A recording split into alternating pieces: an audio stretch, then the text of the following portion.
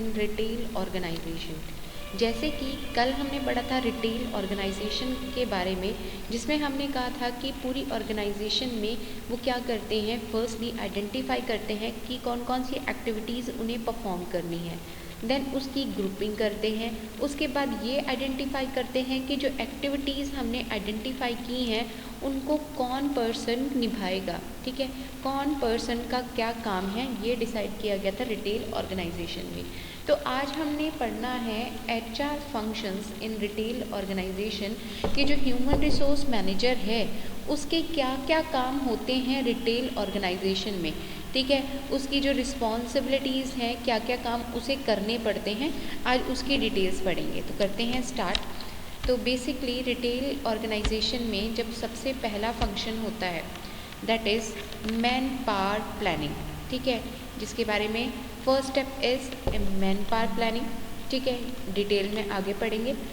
Second जो function होता है that is recruitment, third one is selection, next one is orientation and placement, next one is training and development, next one is employee remuneration, performance appraisal या evaluation, and last one is promotion and transfer।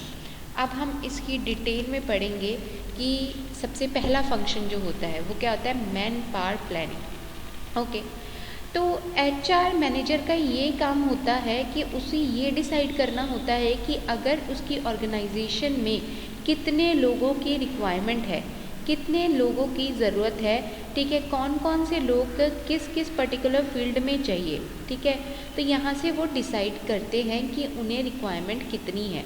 So manpower planning is the process of determining the manpower requirements and the means for meeting these requirements in order to carry out the integrated plans of the organization।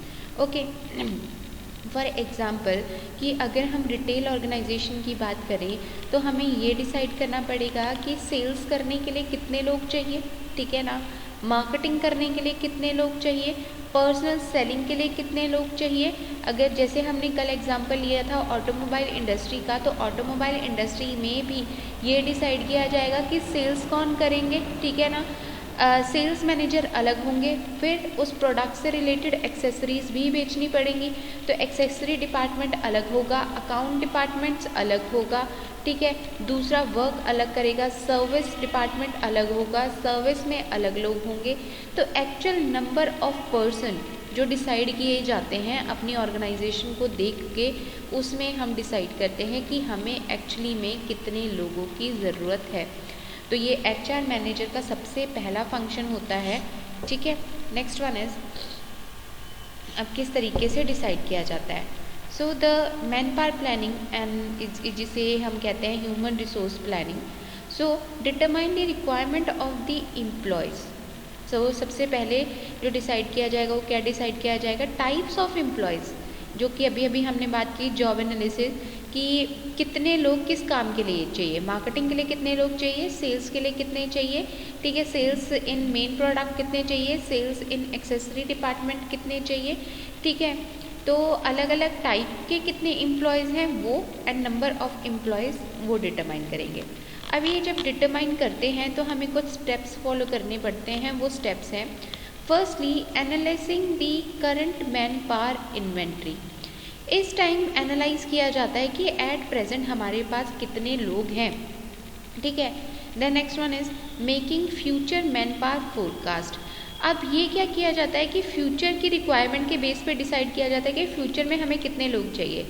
For example, क्या हमारे product की जो demand है वो बढ़ रही है, अगर हमारे प्रोडक्ट की डिमांड मार्केट में बढ़ रही है तो फ्यूचर में हमें ज़्यादा लोगों की ज़रूरत होगी, और अगर हमें हमारे प्रोडक्ट का जो डिमांड है वो ज़्यादा नहीं इंक्रीज़ हो रही है, ठीक है, तो हमें कम लोगों की ज़रूरत होगी। सेम अगर हमारी छोटी ऑर्गेनाइजेशन है तो हमें कम लोगों की ज़रूरत होगी, बड़ी ऑर्गेनाइजेशन है तो हमें ज़्यादा लोगों की ज़रूरत होगी। अगर हमने ये सोचा है कि नियर अबाउट फ्यूचर में हम अपने बिजनेस को एक्सपैंड करेंगे या अपने रिटेल ऑर्गेनाइजेशंस और बढ़ाएंगे, तभी भी हमें क्या करना पड़ेगा, ज़्यादा लोगों की ज़रूरत पड़नी पड़ेगी। तो एट प्रेजेंट कितने लोग हैं वो भी हमने ध्यान रखना है, फ्यूचर में कितने लोगों की ज़रूरत है ये हम डिसाइड करेंगे on the basis of demand. Next one is developing employment program. फिर क्या किया जाएगा, ये डिसाइड किया जाएगा कि भाई हमने इन लोगों को किस तरीके से, ठीक है, रिक्रूट करना है, ठीक है। उसके बाद जिस पर्टिकुलर फील्ड का होगा उनके लिए ट्रेनिंग प्रोग्राम डिसाइड करने हैं। फॉर एग्जाम्पल, अगर कोई पर्सन है जो एक्सेसरी डिपार्टमेंट के लिए रखा गया है तो उसे ये सिखाया जाएगा कि आपने एक्सेसरीज कैसे बेचनी है। अगर कोई पर्सन मेन प्रोडक्ट के लिए रखा गया है तो उसे ये दिखाया जाएगा, उसे ये सिखाया जाएगा कि आपने मेन प्रोडक्ट कैसे बेचना है, ठीक है। इनके साथ साथ जितने भी प्रोडक्ट्स उस कंपनी के पास होते हैं, जितने भी अवेलेबल होते हैं या फ्यूचर में आ सकते हैं, उसके टेक्निकल जो क्वालिटीज़ होती हैं या उसके फीचर्स होते हैं, उनकी कंप्लीट इन्फॉर्मेशन प्रोवाइड की जाती है। तो ये इसमें डिसाइड किया जाता है। नेक्स्ट वन इज, तो जब पहले ये डिसाइड कर लिया जाएगा कि हमें कितने लोग चाहिए, तो नेक्स्ट स्टेप क्या होगा, रिक्रूटमेंट, ठीक है। रिक्रूटमेंट में क्या होगा कि अब वो लोगों को ये नोटिफिकेशन देंगे कि उन्हें लोगों की ज़रूरत है, ठीक है, वो लोग हायर कर रहे हैं। So recruitment is a positive process of searching for prospective employees and stimulating them to apply for the job in the organisation, ठीक है। अब क्या बोला, रिक्रूटमेंट कैसा है, एक पॉजिटिव प्रोसेस है। पॉजिटिव प्रोसेस इसलिए कहा जाता है कि ज़्यादा से ज़्यादा जो लोग हैं, ठीक है ना, वो इसके लिए अप्लाई करें, ठीक है। इसमें किसी को निकाल नहीं रहे, रख रहे हैं, इस वजह से कहा जाता है पॉजिटिव प्रोसेस, ठीक है। अब पॉजिटिव प्रोसेस किसका है, जिसके अंदर हम ये ढूंढते हैं कि कंपनी के लिए बेस्ट सूटेड कैंडिडेट कौन सा है, उनको अट्रैक्ट करते हैं ताकि वो हमारी ऑर्गेनाइजेशन में क्या करें, अप्लाई करें जॉब के लिए, ठीक है। तो रिक्रूटमेंट के आगे करते हैं। अब रिक्रूटमेंट किन किन तरीक़ों से होती है, तो basically we have two sources, internal and external, ठीक है। इंटरनल सोर्सेज आर दोज कि अगर हम विद इन द ऑर्गेनाइजेशन में ही अपनी लोगों को हायर करते हैं, ठीक है, अपनी जॉब रिक्वायरमेंट, अपनी मैन पावर प्लानिंग, अपनी मैन पावर रिक्वायरमेंट को हम फुलफिल करते हैं विद इन द ऑर्गेनाइजेशन के अंदर ही, ठीक है। उसको कहते हैं इंटरनल सोर्सेज। उसमें सबसे पहले आता है ट्रांसफ़र। अगर सपोज़ करो एक रिटेल ऑर्गेनाइजेशन में लोगों की कमी है और दूसरे में ज़्यादा लोग हैं, तो उनको क्या बाहर से लोग नहीं हायर करेंगे, वहीं से दूसरी जगह, एक जगह से दूसरी जगह उनको ट्रांसफ़र कर दिया जाएगा। तो उस तरीके से उनकी रिक्वायरमेंट फुलफ़िल कर दी जाएगी। Next one is promotion. अगर ये लग रहा है कि हायर स्टेटस या हायर जॉब के लिए हमें पर्सन चाहिए, तो बिलो जो रैंक के पर्सन हैं उनको क्या कर दिया जाएगा, प्रमोट कर दिया जाएगा। तो प्रमोशन से भी क्या होता है, रिक्रूटमेंट की जाती है। Next one is employee referral. जो हमारे एम्प्लॉयज़ हैं एट प्रेजेंट, वो ही हमें बता देंगे कि भाई किस तरीके से हमने जो उनकी नज़र में कोई पर्सन है वो उसका नाम सजेस्ट करेंगे कि वो ही आके हमारी कंपनी में एम्प्लॉय कर सके। Next one is lay of. एक पर्टिकुलर जगह से उन्होंने क्या कर दिया, पर्सन को निकाल दिया, ठीक है।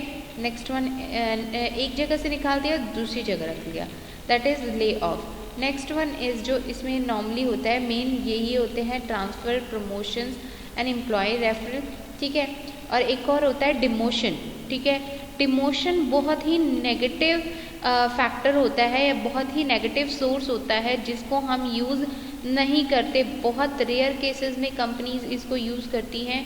नॉर्मली ये इतना अच्छा सिस्टम नहीं होता, क्योंकि ये एम्प्लॉयज़ को डीमोटिवेट करता है। तो इस वजह से इस सोर्स को फाइंड आउट, इस सोर्स को यूज़ नहीं किया जाता। Next one is factory gate hiring. External sources are दो सोर्सेज जिसके अंदर हम बाहर से लोगों को हायर करेंगे, बाहर से लोगों को चुनेंगे कि वो हमारी कंपनी में आके अप्लाई करें। उसमें सबसे पहले जो सोर्स है that is factory gate hiring. अब जो फैक्ट्री गेट हायरिंग होता है ये नॉर्मली इंडस्ट्रियल वर्क के लिए ज़्यादा होता है। जिन फैक्ट्री में मज़दूरों की ज़रूरत होती है तो वो अपनी फैक्ट्री गेट पे वीकली, मंथली रिक्वायरमेंट्स जो हैं वो लिख देते हैं कि हमें इतने लोगों की ज़रूरत है। फॉर एग्ज़ाम्पल, आपने काफ़ी फैक्ट्रीज़ गेट के ऊपर देखा होगा, वो अपने नंबर ऑफ़ हेल्पर्स मेंशन कर देते हैं कि हमें इतने नंबर ऑफ़ हेल्पर्स की ज़रूरत है। तो कोई भी जो लेबर है जो रेगुलर वहाँ विजिट करता है तो वो फैक्ट्री गेट पे आराम से देख सकता है और वहाँ क्या कर सकता है, अप्लाई कर सकता है। ठीक है, next one is job portals. ठीक है, अब जॉब पोर्टल्स में क्या होगा, आप लोग आजकल देखते हो naukri.com, monster.com या बहुत सी ऐसी वेबसाइट्स हैं जिसके थ्रू लोगों को हायर किया जाता है। ये मीडियोकर्स होते हैं जो क्या करते हैं, कनेक्शन बिठाते हैं किसके बीच में, जिन लोगों को ज़रूरत है और जिन लोगों को नौकरियों की ज़रूरत है और जिन लोगों को काम की ज़रूरत है। ठीक है, तो काम करने वालों की ज़रूरत है। तो इन जॉब पोर्टल्स पे वो क्या करते हैं, अपनी रिक्वायरमेंट्स पब्लिश करते हैं कि हमें इतने नंबर ऑफ़ पर्सन्स चाहिए, इस कैटेगरी के लिए चाहिए, इतना एक्सपीरियंस चाहिए, सारी रिक्वायरमेंट वो पब्लिश कर देते हैं। तो पोर्टल्स के थ्रू भी हम क्या कर सकते हैं, अप्लाई कर सकते हैं। Next one is university and institute campus.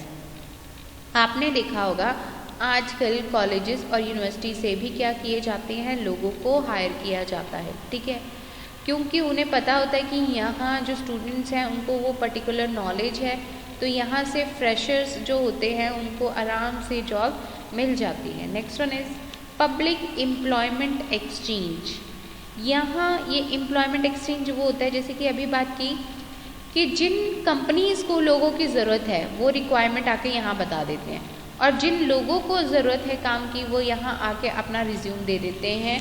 उसके बाद जिन जिन लोगों को ज़रूरत होती है, ठीक है, इनका रिज्यूमे आगे कंपनीज़ को फॉरवर्ड किया जाता है और जो उनके लिए सूटेड कैंडिडेट होता है उसको वो हायर कर लेते हैं। ठीक है, next one is labour contractors. Again it is situated for the labour class, for the skilled, for the unskilled, for the semi skilled workers. अगर हमें ज़्यादा मज़दूरों की ज़रूरत है, नॉर्मली ये उनके लिए ही होता है। ठीक है, अगर ज़्यादा मज़दूरों की ज़रूरत है तो रेदर देन इंडिविजुअली को हायर करने से अच्छा किसको कॉन्ट्रैक्ट किया जाता है, लेबर कॉन्ट्रैक्टर को। ठीक है, तो जो लेबर कॉन्ट्रैक्टर होता है वो हमें नंबर ऑफ जितने भी हमें लेबर चाहिए, ठीक है ना, उनको अप्रोच करता है और हमें वो रिक्वायरमेंट फुलफ़िल करके देता है। ठीक है, next one is head hunters. Head hunters क्या होते हैं कि जो कंपनीज के हेड होते हैं, अगर कभी भी वो किसी भी ऑर्गेनाइजेशन में गए हैं, उन्हें कोई कैंडिडेट बहुत ही अच्छा वहाँ लगा है, उस पर्सन को उनको लगता है कि यस ये जो पर्सन है इसके अंदर वो काबिलियत है, तो वो उसको कहते हैं कि आपको इस जॉब के लिए क्या करना चाहिए, अप्लाई करना चाहिए। तो that is head hunters. Next one is internship. ठीक है, कंपनीज ऐसे प्रोग्राम्स देती हैं जिसके थ्रू वो पहले जब लोग पढ़ते हैं, बच्चे पढ़ते हैं, स्टूडेंट्स, तो उस टाइम उनको अपॉर्चुनिटी दी जाती है कि आप यहाँ आके हमारे पास चीज़ें सीखें। इंटर्नशिप प्रोग्राम्स होते हैं, तो उनके अंदर उन्हें पता चल जाता है कि कैंडिडेट के अंदर कितना पोटेंशियल है, कैंडिडेट कितना अच्छा है, तो उसके थ्रू भी वो क्या करते हैं, स्टूडेंट्स को हायर करते हैं। ठीक है, next one is employment agency and consultancy. Same it is like public employment exchange. Public employment में क्या था कि ये गवर्नमेंट की एजेंसीज होती हैं, और एम्प्लॉयमेंट एजेंसी एंड कंसल्टेंसी में प्राइवेट एजेंसीज भी आती हैं जो प्राइवेटली कंसल्टेंट्स का काम करती हैं। ठीक है, next one is E recruitment, that is like job portals. ठीक है, ये अगेन में से गलती से रिपीट हो गया है। Outsourcing, next one is outsourcing में हम हायर नहीं करते, हम ये काम किसी और को दे देते हैं। ठीक है, जो इस पर्टिकुलर फील्ड में एक्सपर्ट है उसको कहा जाता है, उनको हायर किया जाता है कि आपका काम है कि आपने हमारे लिए लोगों को हायर करना है। Next one is walk in interviews. Directly interviews पे बुलाया जाता है, उसके थ्रू रिक्रूटमेंट की जाती है। Last one is advertisements. Newspaper, magazines, TV में एडवर्टीज़मेंट्स दी जाती हैं कि इतने लोगों की रिक्वायरमेंट है, पेस के लिए है, तो वहाँ से भी रिक्रूटमेंट होती है। Next one is so the next function of the HR manager is the selection. Okay, so the selection is basically A negative process. Selection क्या है, जैसे रिक्रूटमेंट पॉजिटिव प्रोसेस था, जो सिलेक्शन है वो नेगेटिव प्रोसेस है। क्यों? क्योंकि इसमें लोगों को निकाला जाता है। ठीक है, जो कैंडिडेट्स अप्लाई करते हैं उसमें से जो कैंडिडेट मोस्ट सूटेबल होगा उसको चूज़ किया जाता है, बाकियों को छोड़ दिया जाता है। इस वजह से कहा जाता है कि selection is a negative process. So the selection is a process of choosing the most suitable candidate for the vacant position in the organization। ठीक है, अगेन जैसे हम पढ़ते थे right person at the right job, सही person को सही job मिल जाए तो उसकी वजह से ऑर्गेनाइजेशन को बहुत ज़्यादा फ़ायदे मिलते हैं, तो इसमें सिलेक्शन की जाती है। Next one is orientation. Orientation में क्या होता है, जो न्यू एम्प्लॉय होता है उसको एग्जिस्टिंग एम्प्लॉयज़ या कंपनी के प्रोग्राम्स या कंपनी की पॉलिसीज़ उसके साथ फेमिलियर करवाया जाता है, उसको उसकी जानकारी दी जाती है। ठीक है, तो उसे कहा जाता है orientation. So orientation refers to introduction of new employees to the existing employees. Large organization organize orientation programs to familiarize the new employees with the existing, whereas in small organization is a superior takes the new employees on ground and introduce him to the existing employee। तो जो छोटी organisations होती हैं जहाँ number of persons कम होते हैं, वहाँ जो सुपीरियर होता है वो न्यू एम्प्लॉय को लेके जाता है, राउंड लगवाता है, पर्टिकुलर इन्फॉर्मेशन देता है कि यहाँ ये पर्टिकुलर डिपार्टमेंट है, ये लोग हैं जो यहाँ काम करते हैं, ये पॉलिसीज़ है। बट अगर ऑर्गेनाइजेशन बड़ी होती है तो वहाँ प्रॉपर ओरिएंटेशन प्रोग्राम होता है, क्योंकि वहाँ एक ही एम्प्लॉय नहीं आया है। ठीक है, वहाँ बहुत सारे एम्प्लॉयज़ को सिलेक्ट किया गया है, तो उन सबको इन्फॉर्मेशन प्रोवाइड करनी है। तो यहाँ हम कंपनीज़ की पॉलिसीज़, कंपनीज़ के अंदर जो एट प्रेजेंट लोग काम कर रहे हैं उनके साथ उनको फैमिलियर किया जाता है। Next one is training and development. तो नेक्स्ट फंक्शन जो एचआर का होता है ये होता है कि हमारे अगर पास लोग न्यू आए हैं, फ्रेशर्स हैं, ठीक है, या जो एक्सपीरियंस्ड हैं, उनको प्रॉपर ट्रेनिंग दी जाए कि कंपनीज कौन से प्रोडक्ट्स में डील करती है। ठीक है, पूरी तरीके से उनको कस्टमर को हैंडल करना बताया जाता है। ठीक है, डिफरेंट रोल प्ले किए जाते हैं। तो यहाँ उनको एक प्रोडक्ट के साथ किस तरीके से उस प्रोडक्ट को ऑपरेट करना है, किस तरीके से कस्टमर को हैंडल किया जाता है, तो और लेटेस्ट टेक्नोलॉजीज में क्या यूज़ हो रही है, तो उन सब वो सारी चीज़ें इनको सिखाई जाती हैं यहाँ। तो it is any attempt to improve the current और future employee performance by increasing an employee's ability to perform through learning, usually by changing the employee's attitude or increasing his or her skills and knowledge।